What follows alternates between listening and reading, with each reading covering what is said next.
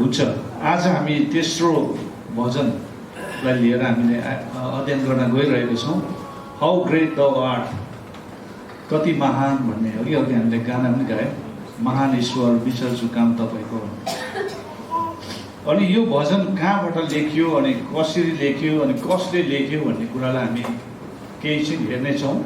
अनि यो भजन चाहिँ खासमा चाहिँ भजन 8बाट साम 8बाट लेखेको कुराहरू छ।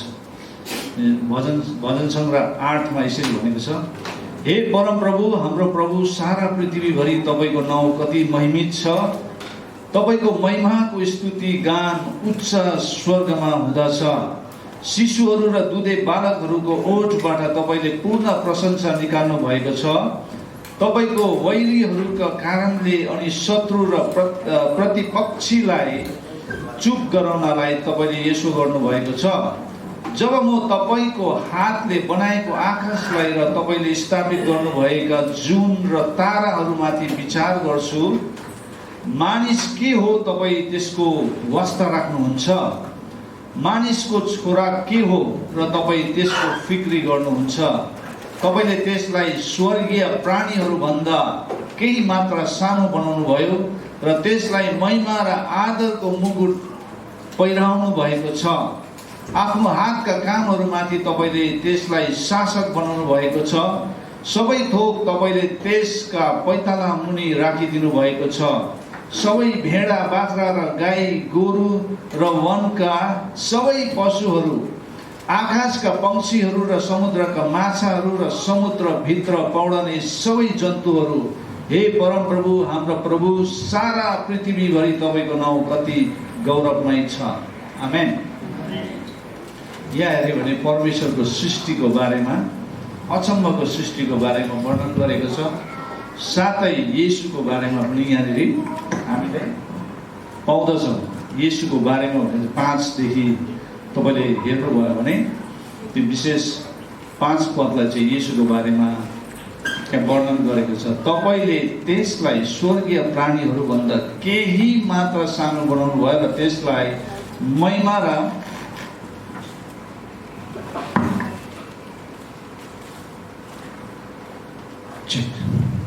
र आदरको मुकुट पहिराउनु भएको छ। महिमा र आदरको मुकुट पहिराउनु भएको छ। येशूको बारेमा यहाँनिर कुरा हुँदैछ। अनि कतिले आदम, पहिलो आदम र दोस्रो आदम दुवैलाई नै यहाँनिर सम्बोधन गरेको हो भन्ने कुरालाई बाइबल विद्वानहरूले भन्ने गर्छ। अनि यहाँ भनेको छ तपाईँले त्यसलाई स्वर्गीय प्राणीहरूभन्दा केही मात्र सानो बनाउनु भयो भन्ने कुरा। अब हाम्रो ट्रान्सलेसनमा चाहिँ एन्जल्स भन्ने शब्द चलाएको छ, स्वर्गदूत अथवा स्वर्गीय, कतिवटा हेभेनली बिङ्स भन्ने शब्द चलाएको छ इङ्ग्लिसमा। तर तपाईँले हिब्रू बाइबलबाट हेर्नुभयो भने त्यहाँनिर चाहिँ एलोहिम, क्यापिटल ईलाई चाहिँ साधारण भाषामा हो भनेदेखि परमेश्वरलाई नै सम्बोधन गर्छ। एलोहिम भन्ने चाहिँ हिब्रू भाषाको शब्द एलोहिम, ELOHIM। अनि यहाँनिर इङ्ग्लिसमा चाहिँ पछि यो ग्रिक ट्रान्सलेसन, जब ओल्ड टेस्टामेन्टलाई ग्रिक भाषामा ट्रान्सलेट गरेपछि त्यसलाई सेप्टुजिन्ट भन्छ। अनि ओल्ड टेस्टामेन्ट ग्रिक भाषामा तपाईँले भेटाउनु भयो भने बाइबल, त्यसलाई सेप्टुजिन्ट भन्छ। अनि त्यसमा चाहिँ हेभेनली बिङ्स अथवा एन्जल्स भनेर शब्द चलाएको छ। जब हिब्रूदेखि ग्रिकमा ट्रान्सलेट भएपछि त्यहाँ शब्द पनि अलिकति चेन्ज भएको हामी पाउँदछौँ।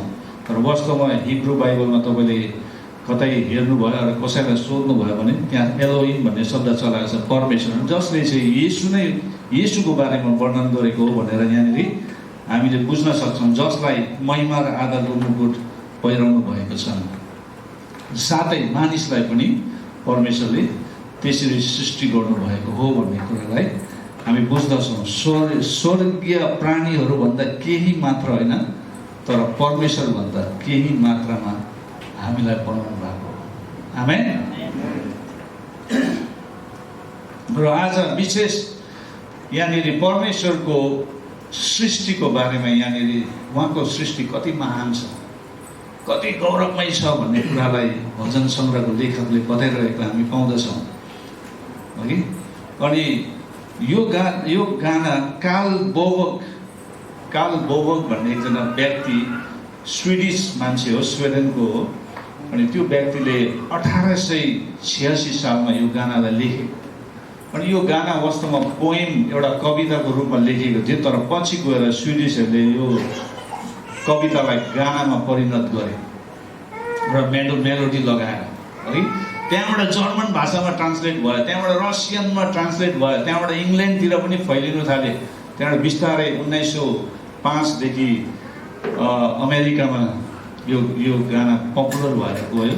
अमेरिकामा पुगेपछि अमेरिकाको अमेरिकन चर्चहरूले गाना गाउन थाले। हिम्स एकदमै शक्तिशाली रूपमा यो गाना गाउन लागे चर्चेसहरूले। त्यहाँबाट पछि गएर बिली ग्रामको सेवकाईले यो गानालाई धेरै गायो भन्ने कुरा हामी पाउँदछौँ। तपाईँले गुगलमा सर्च गर्नुभयो भने डिटेलमा पाउनुहुन्छ। स्टोरी बिहाइन्ड है, हाउ ग्रेट द आर भनेर तपाईँले लेख्नुभयो भने त्यहाँनिर लेखकदेखि ल्याएर सबै। अनि यो गाना लेख्दाखेरि अवस्था कस्तो थियो भन्दाखेरि अब त्यो लेखक, यो गाना लेख्ने व्यक्ति यसरी निस्किँदै गर्दाखेरि यति डरलाग्दो हुरी बतास चल्यो, तुफान चल्यो भन्छ। अनि त्यो तुफान यति डरलाग्दो थियो। अनि एकछिनपछि त्यो केही समयपछि फेरि शान्त भएर फेरि घाम लागेको अघि त्यहाँबाट इन्द्रणी लागिरहेको, चराचुरुङ्गीहरूले गीत गाइरहेको। अनि त्यो एटमोस्फियर, त्यो वातावरण देख्दाखेरि चाहिँ त्यहाँबाट ऊ आफ्नै कोठामा गएर यसो कोठाको झ्याल खोलेर त्यो बाहिरको शान्त भएको त्यो वातावरणलाई देखेर त्यहाँबाट उसले पेन र पेपर लिएर त्यहाँबाट लेख्न थालेको हुन्छ। त्यसरी परमेश्वरले त्यो गाना त्यसरी के गर्नुभयो, उब्जाउनु भयो त्यो व्यक्तिको जीवनबाट।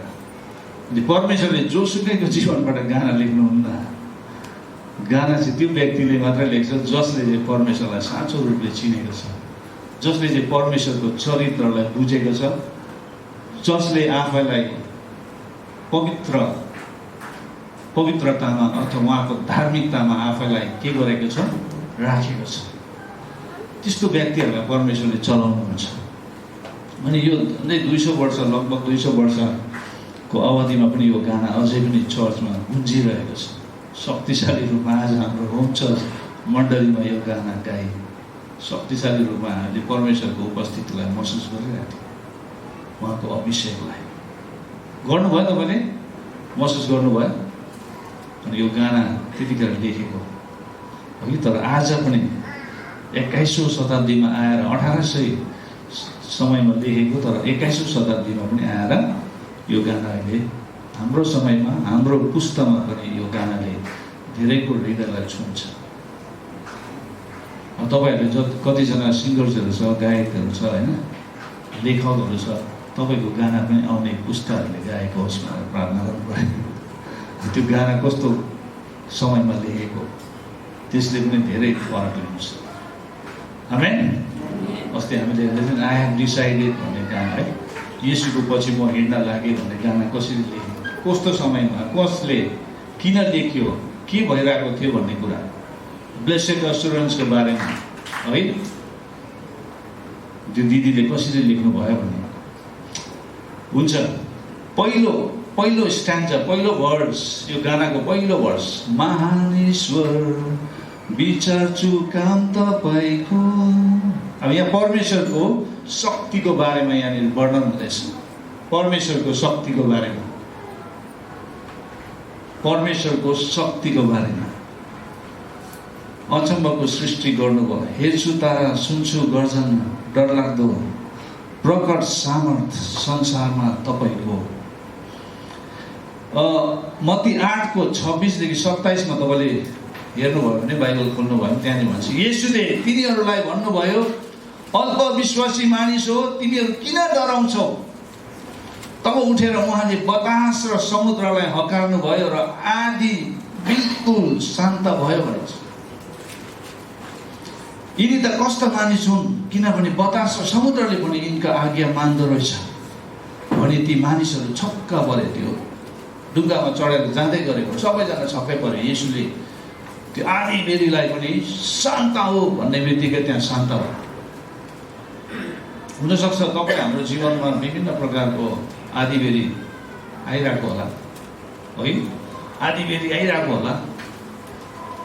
तर त्यो आधीबेरी भएर जाँदै गर्दाखेरि तपाईँलाई थाहा हुनुपर्छ तपाईँ को हो भन्ने कुरा, तपाईँ को हो भन्ने कुरा, अनि तपाईँले कसमाथि विश्वास राख्नु भएको छ भन्ने कुरालाई बिर्सिनु हुँदैन। अनि परमेश्वरले चाहिँ प्राकृतिक आधीबेरीलाई मात्र शान्त पार्नुहुन्न, तर हाम्रो जीवनमा चलिरहेको आधीबेरीलाई पनि उहाँले शान्त पार्नुहुन्छ। आमेन। परमेश्वरमा त्यो क्षमता छ। हाम्रो जीवनमा जति नै डरलाग्दो आधीबेरी किन नचलोस्, त्यो आधीबेरी बिमारको पनि हुनसक्छ, रोग बिमारको आधीबेरी पनि हुनसक्छ, सम्बन्धको आधीबेरी पनि हुनसक्छ, ऋण लागेको आधीबेरी पनि हुनसक्छ, विभिन्न प्रकारको आधीबेरी हुनसक्छ, है, कामको। तर त्यो आधीबेरी भएर जाँदै गर्दा तपाईँले कसको शरण लिनु पर्यो? परमेश्वरको। किनभने परमेश्वरमा कुनै कुरा पनि असम्भव छैन।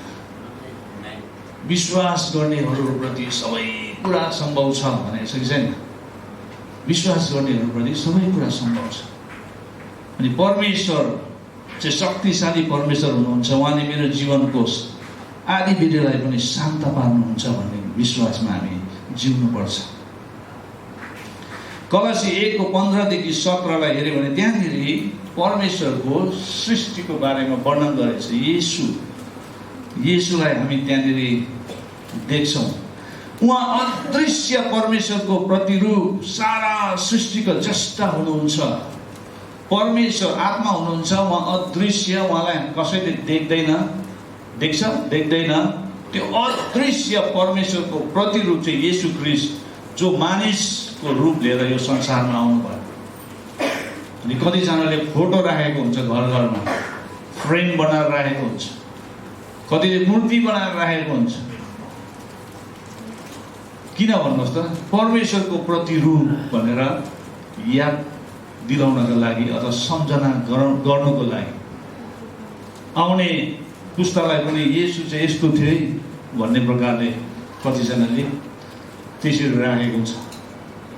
तर वास्तवमा येशू त्यस्तो थियो भन्ने कुरा हामीलाई थाहा छैन, बाइबलमा पनि छैन, है। त्यो समयमा फोटोग्राफ भन्ने त्यो क्यामेराको जमाना नै थिएन।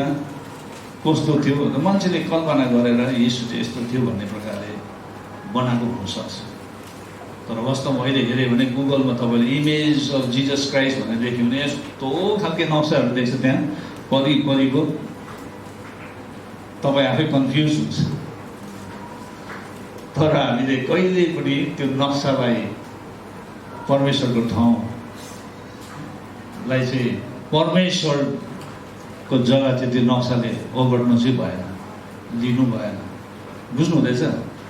उहाँ अदृश्य परमेश्वरको प्रतिरूप हुनुहुन्छ भन्ने कुरा यहाँनिर। अनि सारा सृष्टिको उहाँ ज्येष्ठ हुनुहुन्छ, किनकि उहाँमा नै सबै थोक सृष्टि भएका छन् अथवा भएका थिए। सबै कुरो चाहिँ येशूमा नै सृष्टि भयो। अनि पृथ्वीमाथि भएको दृश्य अदृश्य थोकहरू, देखिने नदेखिने सबै कुराहरू चाहिँ उहाँद्वारै सृष्टि भएको।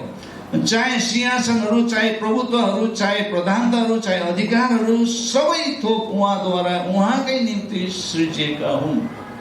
येशूद्वारा नै सृष्टि भयो अनि येशूकै निम्ति सृष्टि भएको छ। तपाईँ र हामी उहाँद्वारै सृष्टि भएको हो, तर उहाँकै निम्ति सृष्टि भएको हो भन्ने कुरालाई हामीले बिर्सिनु हुँदैन। वी आर क्रिएटेड फर हिम।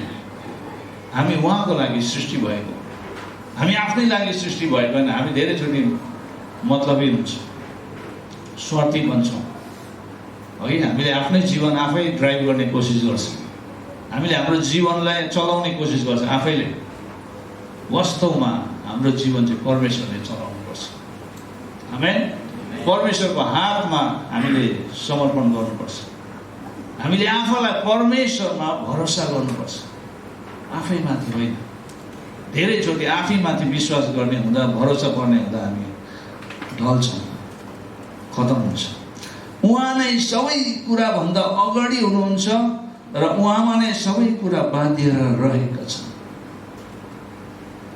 सबै कुरा उहाँसँगै बाँधिएर रहेको छ। कति मिठो कुरा छ।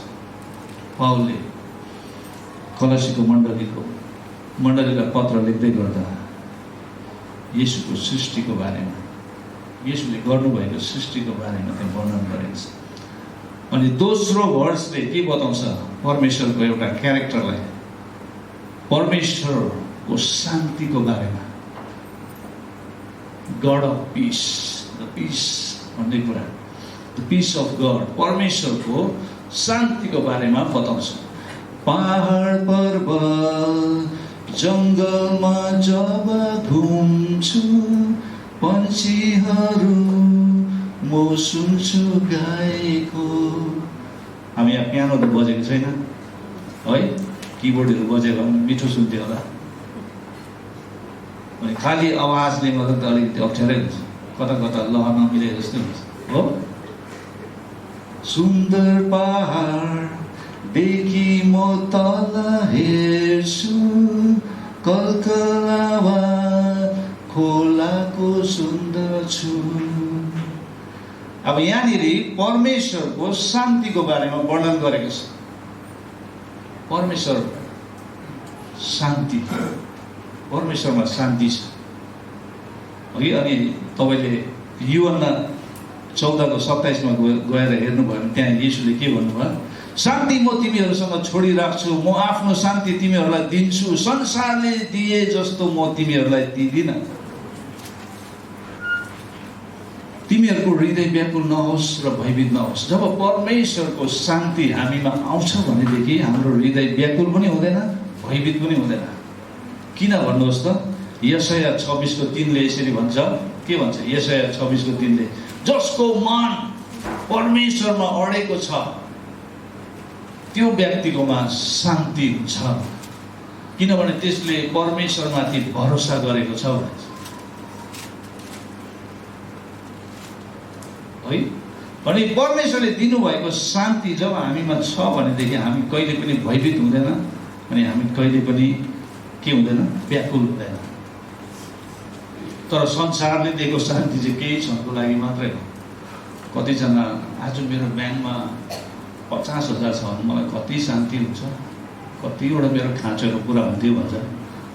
त्यहाँबाट 50,000 आएर सबै कुरा ट्याङटुङ गरेर सकेपछि फेरि अशान्ति, फेरि 1 हप्तामा अशान्ति भइहाल्छ। फेरि त्यहाँबाट मलाई 20,000 भए त हुन्थ्यो, फेरि 20,000 आयो भने केही क्षणको लागि मात्र, 1 दिन अथवा 2 दिन, त्यहाँबाट लास हुन्छ। तर परमेश्वरले दिनुभएको शान्ति चाहे तपाईँकोमा प्रशस्त होस् चाहे नहोस्, अभावमा प्रशस्ततामा सबै कुरामा उहाँको शान्ति सधैँ रहिरहन्छ। आमेन। त्यो परमेश्वरको शान्ति संसारले दिने जस्तो होइन भनेर येशूले भन्नुभएको छ। अनि उहाँको शान्तिमा चाहिँ हाम्रो हृदयले चाहिँ के पाउँछ? के पाउँछ? साँच्चै नै हाम्रो हृदयले शान्ति प्राप्त गर्छ। अनि हामी व्याकुल पनि हुँदैन, हाम्रो हृदयमा व्याकुल हुँदैन, हामी भयभीत पनि हुँदैन। येशूले दिने शान्ति चाहिँ त्यो हो। येशूको शान्ति प्राप्त गर्नु नै मान्छेको लागि लाभदायक कुरा छ। संसारको शान्ति केही क्षणको लागि मात्र, संसारले दिने शान्ति चाहिँ केही समयको लागि मात्र, त्यो आउँछ जान्छ हराउँछ। फिलिपी 4:6-7 भन्छ, कुनै कुरामा चिन्तित नहौ, कुनै कुरामा चिन्तित नहौ, तर हरेक कुरामा प्रार्थना र निवेदनद्वारा धन्यवाद सहित तिमीहरूको बिन्ती परमेश्वरमा जाहिर हो। हामी कुनै कुरामा पनि चिन्तित हुनु हुँदैन। चिन्ता फिक्रीले मान्छेलाई बिमार बनाउँछ। चिन्ता फिक्रीले मान्छेको शरीरलाई घटाइदिन्छ। चिन्ता फिक्रीले गर्दाखेरि मान्छेको प्रोडक्टिभिटी पनि हराउँछ।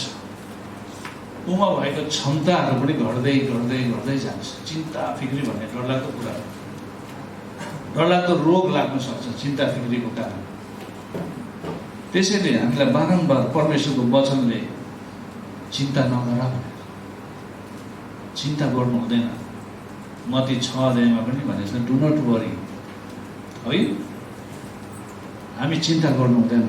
फिलिपी 4:6 भन्छ, कुनै कुरामा चिन्तित नहौ, समाजले नै भ्याउन नसकिने परमेश्वरको शान्तिले तिमीहरूको हृदय र तिमीहरूको मनलाई येशूमा रक्षा गर्नेछ। हाम्रो समाजले नै भ्याउन नसकिने गरी परमेश्वरले हामीलाई त्यो शान्ति दिनुहुन्छ। हामी जुन शान्तिको लागि हामी सधैँ येशूमा कनेक्टेड रहनुपर्छ, सधैँ नै, हर समय। तेस्रो भर्सले के बताउँछ? यो गानाको तेस्रो भर्सले परमेश्वरको अनुग्रहको बारेमा वर्णन गरेको हामी पाउँछौँ। तेस्रो भर्सले जब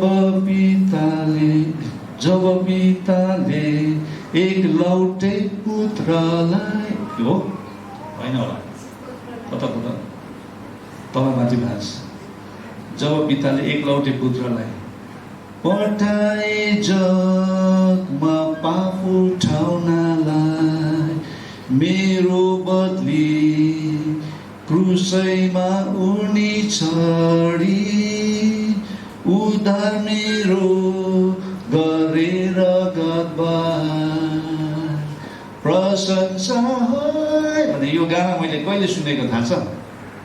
मैले 94 मा प्रभुलाई पाएँ अनि 95 मा बेनिहिनको ठुलो क्रुसेड भएको थियो यहाँ चेन्नईमा। कतिजना 95 मा यहाँ चेन्नईमा हुनुहुन्थ्यो? 95 मा कोही थियो चेन्नईमा? हात उठाउनुहोस् न।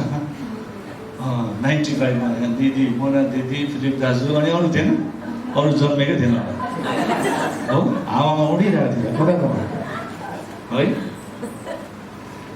त्यो समयमा अब भर्खर प्रभुलाई पाएको, अब सुरुको जोस कस्तो हुन्छ है? सुरुको जोस धेरै जोरदार हुन्छ जोस। अनि त्यो समयमा अब लाइभ प्रोग्राम हेरेको मैले बेनिहिनको, यिनै मेरिना बिचमै भएको थियो, यति ठुलो क्रुसेड 3 दिनको। अनि जिजस कजले अर्गनाइज गरेको थियो।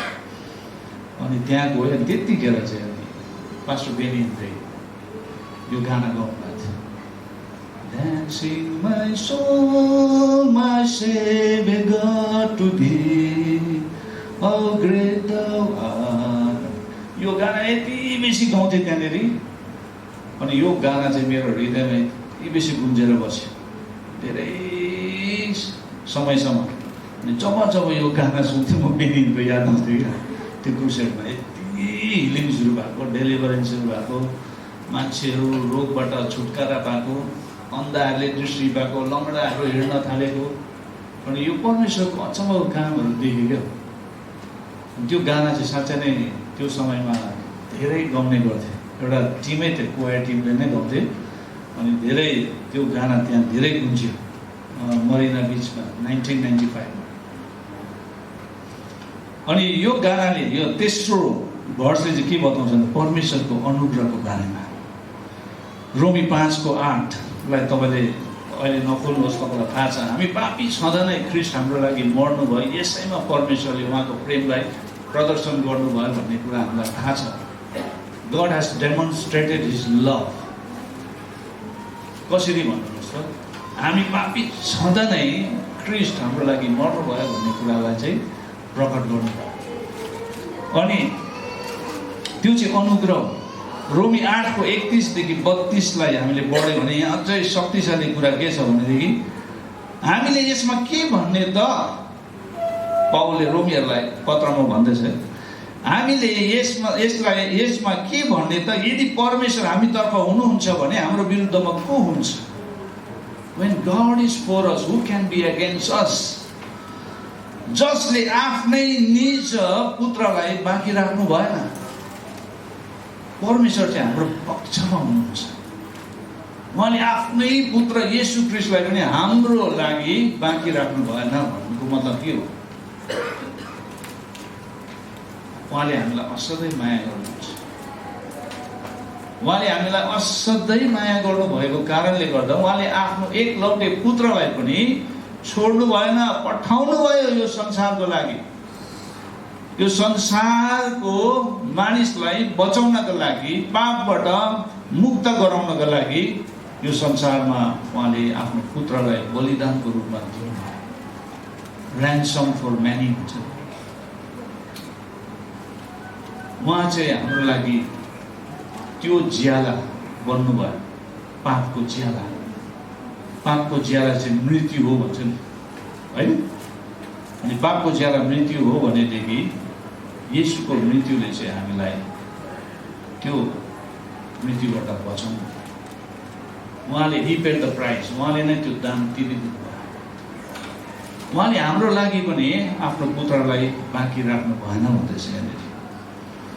तर हामी सबैको निम्ति उहाँलाई दिनुभयो कि के उहाँले हामीलाई सबै थोक पनि उहाँकै साथमा दिनुहुने छैन र भनेर यहाँ मान्छेलाई, चर्चहरूलाई आश्वासन दिँदैछ पावलले।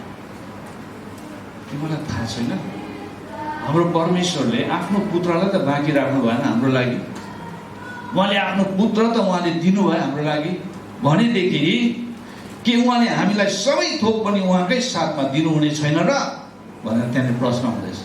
दिनुहुन्छ, आमेन, दिनुहुन्छ। तर हामीले भरोसा गर्नु सिक्नुपर्छ, हामीले परमेश्वरमा विश्वास गर्नु सिक्नुपर्छ, हामी त्यो विश्वासमा हिँड्नु पर्यो, हामी त्यो विश्वासमा रहनु पर्यो, हामी त्यो विश्वासमा जिउनु पर्यो। अनि मात्रै परमेश्वरले हाम्रो जीवनमा त्यो कार्यहरू गर्नुहुनेछ जुन कार्य हामीले सोच्नु पनि सक्दैन। आमेन। मान्छेलाई परमेश्वरले महान रूपमा चलाउन चाहनुहुन्छ। थाहा छैन त्यो कालबोबो व्यक्तिले धेरै कविताहरू लेख्नु त भयो है, कतिवटा गानाहरू पपुलर भएको छ, तर यो गाना यति बेसी पपुलर भयो, यति बेसी प्रसिद्ध भयो, आज पनि चर्चेसहरूमा गाइरहेको छ। परमेश्वरले हरेकलाई चलाउन चाहनुहुन्छ, परमेश्वरले हरेकलाई प्रयोग गर्नु चाहनुहुन्छ, चलाउनु चाहनुहुन्छ उहाँको महिमाको निम्ति। तर के हामी तयार छौँ? उहाँलाई चलाउन दिनको लागि हामी तयार छौँ कि हामीले हाम्रो जीवनको चाबी आफै नै बोकेर हिँडिरहेको छौँ? धेरैचोटि हामी आफै हाम्रो जीवन चलाउने कोसिस गर्छौँ र हामी फेल हुन्छ भने लास्टमा कतै उपाय पाएन भने प्रभु आई सरेन्डर, अब म सबै कुरा त्यागिदिन्छु, तपाईँमा नै म भरोसा गर्छु। त्यस्तो अवस्थामा पुगेर कतै मान्छेको आँखा खोलिन्छ है कतिजना। पहिल्यै खोलेको भए के हुन्थ्यो होला है? पहिल्यै खोलेको भए, पहिला चाहिँ खोल्दैन किन भन्नुहोस् न, पहिला चाहिँ आफ्नै कोसिसमा सबै कुरो गर्ने गर्छन् होइन, गर्नै पर्छ। म अरे मेरो हात खुट्टा सबै छ, म सक्छु नि, म यति पढेको हो। त्यसपछि मात्रै त्यहाँबाट के गर्छ त्यो व्यक्तिले? निर्णय गर्छ प्रभुमा आएर। सबै कुरो बिग्रेर गएपछि, भत्केर गएपछि, खतम भएपछि, लास्टमा नाङ्गै भएपछि त्यहाँबाट आउँछ प्रभु फेरि मलाई पहिराउनुहोस् भन्दै। देख्नु भएको छ त्यस्तो मान्छेहरू? परमेश्वरले त्यस्तो अवस्थामा पुगेको त देख्नु चाहनुहुन्न, तर मान्छेलाई आफ्नै स्थिति परिस्थिति, आफ्नै ज्ञान, आफ्नै बुद्धि, आफ्नै सोच विचारले त्यहाँ पुर्याउँछ। वास्तवमा परमेश्वरले हामीलाई त्यस्तो भएको देख्नु चाहनुहुन्न। हामीले पहिला नै परमेश्वरलाई सही प्रकारले पक्र्यौँ र उहाँको इच्छा र उहाँको योजना अनुसार हामी हिँड्यौँ भनेदेखि हामी त्यो नाङ्गै हुनु पर्दैन नि? पर्छ? त्यो नाङ्गै हुने अवस्थामा पुग्नुपर्छ? पर्दैन नि? तर हामी आफै नै रोज्छौँ, हामी नै कोही बेला वचनको विपरीतमा जान्छौँ। त्यसैले हामी आफै नै हामीले गरेको कन्सिक्वेन्सेसहरूलाई सामना गर्नुपर्छ। अन्तिम पद 4 मा विजयको भविष्यबारे गाउँछौँ। विजयको, sings of a victorious future. हाम्रो फ्युचर चाहिँ कस्तो छ? हाम्रो भविष्य विजयको छ, हाम्रो भविष्य उज्जवल छ, हाम्रो भविष्य महिमित छ।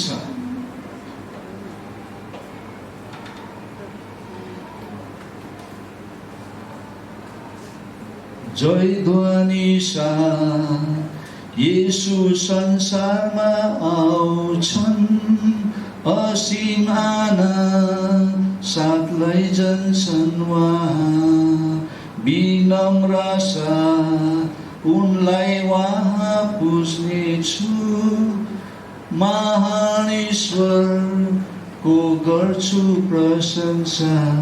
अब यहाँनिर भविष्य विजयको भविष्यको बारेमा यहाँ वर्णन गरेको छ यो गानाले। अन्तिम पदमा जय ध्वनि साथ येशू संसारमा आउनुहुन्छ, ट्रम्पेटको साथ, तुरैको आवाजमा। उहाँ सेनाहरू साथ, सेनाहरू त तपाईँ हामी नै हुन्छ ऱ्याप्चरमा जब हामी उठाइ लगिन्छ अनि येशूसँग फेरि हामी यो संसारमा दोस्रो आगमनमा आउँदाखेरि तपाईँ र हामी चाहिँ सेनाहरूको रूपमा देखा पर्नेछ। आमेन। स्वर्गीय सेनाहरूको रूपमा हामी आउनेछौँ अनि उहाँ हाम्रो कप्तान हुनेछ अनि हामी उहाँको हुकुममा हामी उहाँको पछि पछि लाग्नेछौँ।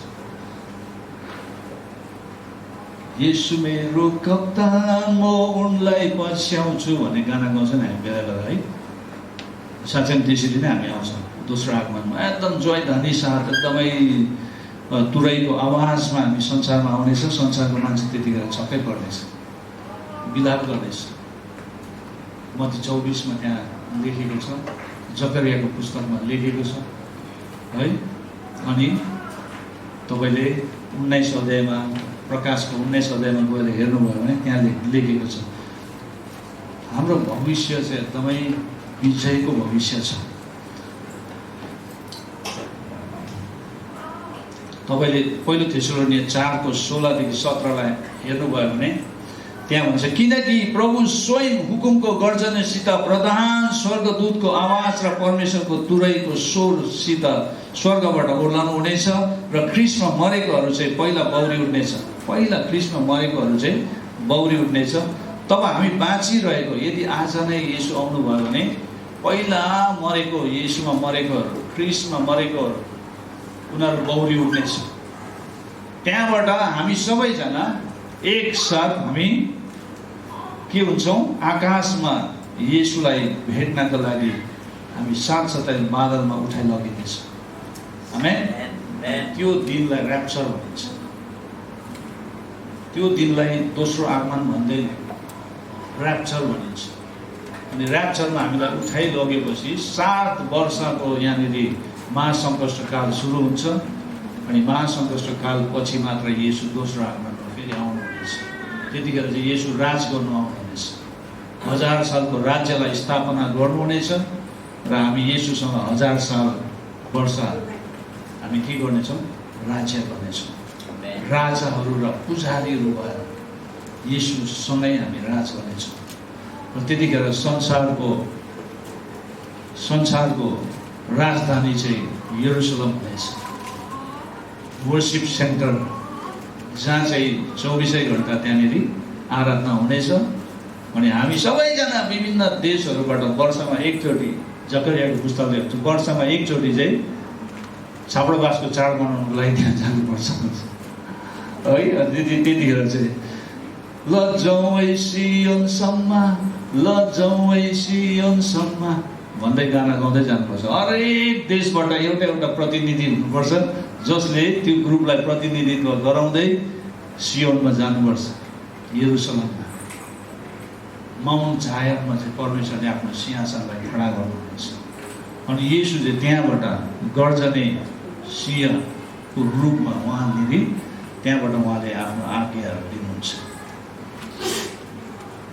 आमेन। अनि यदि त्यो समयमा कुनै पनि देशबाट प्रतिनिधित्व गराउनु गएन भने त्यो देशमा पानी पर्ने छैन भनेछ, अनिकाल लाग्छ भनेछ है। जकरियाको पुस्तक पढ्नुहोस् त, 16 अध्यायमा गएर तपाईँले त्यो कुराहरूलाई भेटाउनुहुन्छ।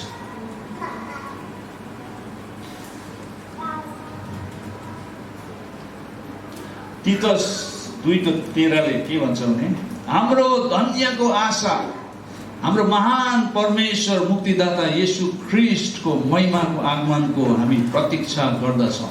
आमेन। हामी त्यो महिमाको आगमन, येशू ख्रीष्टको महिमाको आगमनको चाहिँ प्रतीक्षा हामी गर्दछौँ, किनभने त्यो चाहिँ हाम्रो लागि धन्यको आशा हो। That is the blessed hope. त्यो चाहिँ हाम्रो लागि धन्यको आशा, धन्यको आशा, धन्यको आशा भन्नुहोस् न, इङ्ग्लिसमा ब्लेसेड होप भन्छ। त्यो आशा चाहिँ हामीमा छ, अरूमा छैन। संसारको मान्छेहरूमा छैन त्यो धन्यको आशा। जसले प्रभु येशूलाई प्रभु भनेर स्वीकारेको छ तिनीहरूमा त्यो धन्यको आशा सधैँ रहिरहन्छ। एक दिन येशू आउनुहुन्छ अनि हामी येशूसँग राज्य गर्छ भन्ने त्यो आशामा उनीहरू प्रतीक्षा गरेर बसेको छ। आमेन। 4वटा कुरा बुझ्नुभयो। 4वटा स्ट्यान्जा, 4वटा पदहरूले 4वटा कुरालाई बुझाएको छ। पहिलो के हो भन्नुहोस् त? परमेश्वरको शक्ति हो।